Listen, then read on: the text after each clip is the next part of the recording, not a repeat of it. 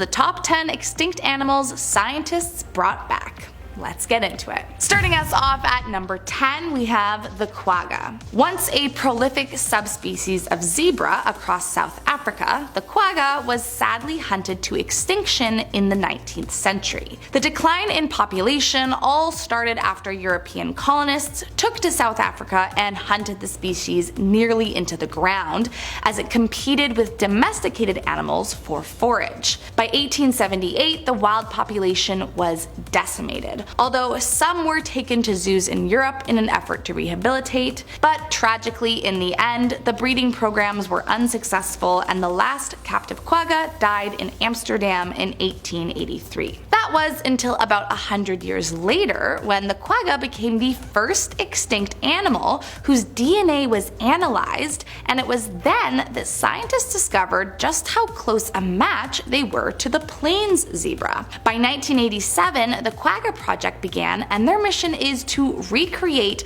the phenotype of hair coat pattern by selectively breeding the genetically closest subspecies, which, as we now know, is the zebra. The first foal of this project was born in 1988, and since its early days, they have seen quite a bit of success. If all goes well, the selectively bred quagga-like zebras will be released back into the wild. Coming in at number 9, the Cuban macaw. Prior to the 15th century, these vibrant and colorful birds could be found all over the main island of Cuba. But when Europeans landed, they had other plans for these parrots. Although indigenous populations had hunted the species prior to the colonists' invasion, once the Europeans arrived, the amount soared. Many were hunted or traded, while others were sent back off to Europe to live as cage birds, and eventually, by the late 19th century, between the rampant overhunting and habitat destruction, the very last of the Cuban macaws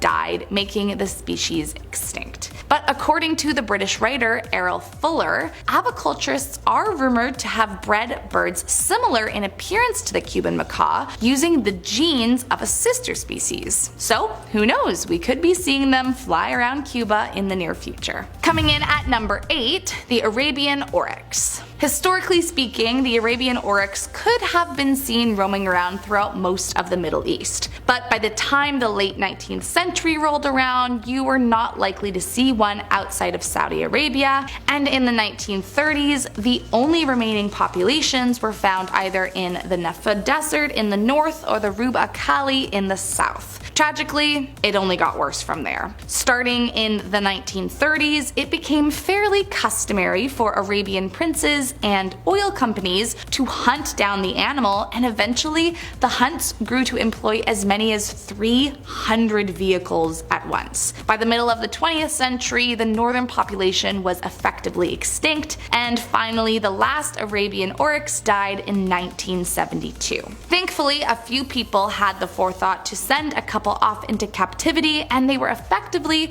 reintroduced into the wild a few years later. That being said, they are still an endangered animal, but interestingly, it is the first animal to revert to a vulnerable species after being declared extinct. So it's definitely getting better. Coming in at number 7, Caspian tigers. During their prime, Caspian tigers could be found in Turkey and through much of Central Asia, including Iran, Iraq, and northwestern China. But with the Russian colonization of Turkestan during the late 19th century, their population began to be threatened. The first problem was obviously that the tigers were being hunted by large parties of sportsmen or military personnel. Until the early 20th century, the army was used to clear predators from forests around settlements and potential agricultural lands. In fact, until World War I, about 50 tigers were killed in the forests each year. By the 50s, they became an officially protected species, but even so, by the 1970s, the last remaining Caspian tigers were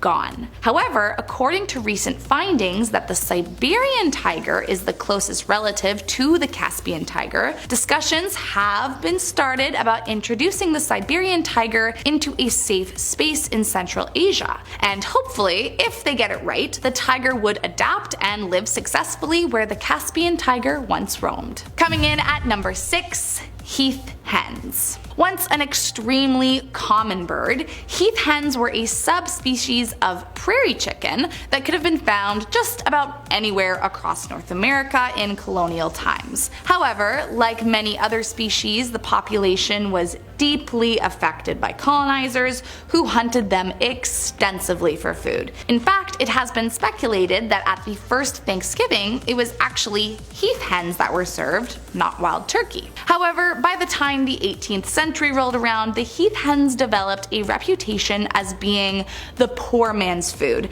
as it was cheap and plentiful. And as the hunting continued to soar, the heath hens became more and more of a distant memory. By the 1870s, the animal was virtually extinct from the mainland, with only a few hundred left on Martha's Vineyard, until eventually the late 19th century put a hunting ban in to try and keep the species alive after an estimated 70 remained. This worked for a while, but due to a myriad of problems, the last remaining heath hen died in 1932. But there is still hope for them to return. As they are closely related to the prairie chicken, scientists have started researching projects aiming at the de-extinction of the animal using DNA from preserved cells as a basis for restructuring the DNA of greater prairie chickens. So with any luck, heath hens could be roaming around soon again. Coming in at number 5, oryx. Considered to be the wild ancestor of modern domestic cattle, oryx were a species of large cattle that once lived in Europe, Asia, and North Africa. And when I say large, I mean large. Apparently, oryx could reach a height of 6.6 feet at the shoulder and weigh up to 3,000 pounds. However, due to hunting and habitation loss, the oryx became extinct when the last individual died in 1627.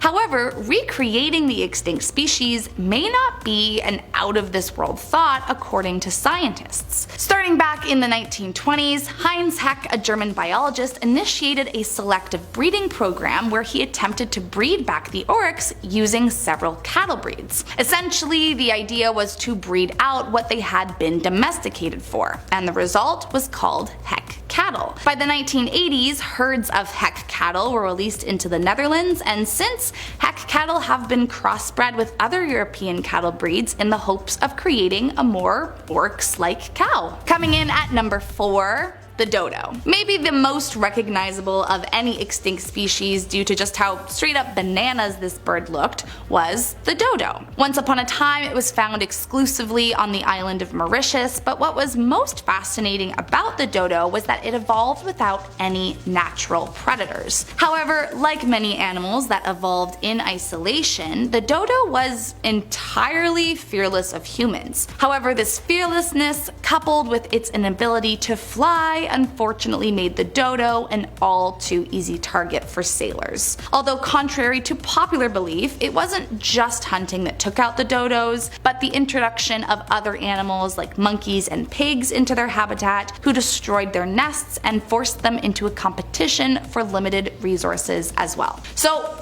have these cartoon-looking birds actually been brought back since their 17th century extinction? To be honest, not technically. But scientists are trying. Beth Shapiro, a professor of ecology and evolutionary biology at the University of California, said that she has completed fully sequencing the dodo's genome from an ancient DNA based on genetic material extracted from dodo remains, and the next steps are in the works. Next up at number 3, the Tasmanian tiger. The Tasmanian tiger was once a carnivorous marsupial native to the Australian mainland as well as the islands of Tasmania and New Guinea. But beginning in the 19th century, they were perceived as a threat to the livestock of farmers, so overhunting was eventually the largest factor in their demise. Sadly, the last of the Tasmanian tigers was illegally captured in 1936 by Elias Churchill and sold off to a zoo where she stayed until her death. But a return of the Tasmanian tiger could very well happen in our lifetime. In 1999, the Australian Museum began a cloning project for the animal,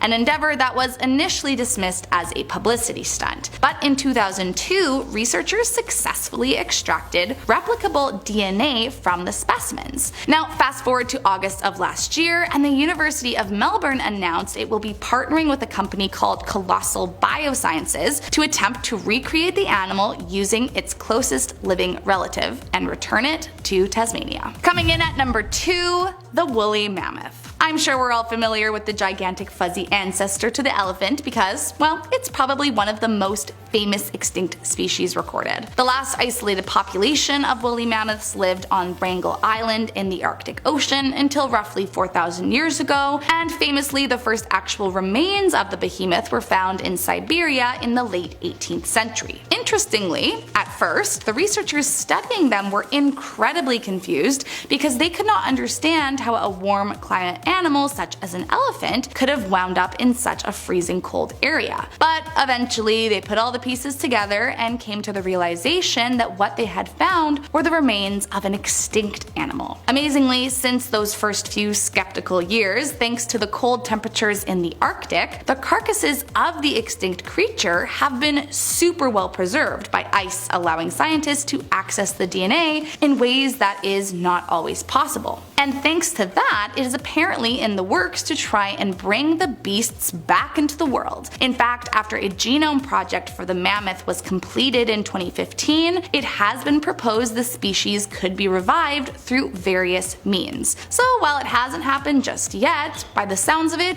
it could be any day now. And last up in our number 1 spot, the Pyrenean ibex. While there are many genetic testings in the works along with breeding of similarly extinct species with the hopes of adaptation, if we are talking about an actually extinct animal that has been successfully brought back to life, then the Pyrenean ibex is in a league of its own. During its prime, it was often found in areas like France, Portugal, Spain, and Andorra. However, starting in the late 19th century, their population began to dwindle until eventually the Pyrenean ibex was officially declared extinct in 2000. But the amazing thing about this animal is that unlike any of the others on this list, 3 years after the last one died, scientists used its frozen cells to clone a calf, making it the first and only animal to have a living specimen exist post-extinction. Now, the caveat is that sadly the clone did not survive long after birth. It actually died a few minutes later due to a lung defect. But it did prove that it could be possible to actually bring a species back from the dead.